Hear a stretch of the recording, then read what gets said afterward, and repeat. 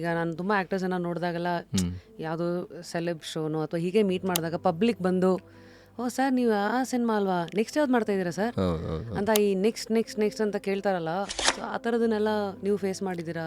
ಹೇಗೆ ತಗೋತೀರಾ ಅದನ್ನು? ನನಗೆ ತುಂಬ ಸಿಚುವೇಶನ್ಸ್ಗಳು ಅಷ್ಟು ಎಫೆಕ್ಟ್ ಮಾಡಲ್ಲ. I like serious even if it is ಅಂದರೆ ಏನೋ ಒಳ್ಳೆ ಸಖತ್ ಹಿಟ್ಟಾಯಿತು, ಸಖತ್ತಾಯಿತು, ಯು ಗೆಟಿಂಗ್ ಸಮಥಿಂಗ್ ಅಂತಾಗಲೂ I will be like okay ಹೌದಾ ಓಕೆ.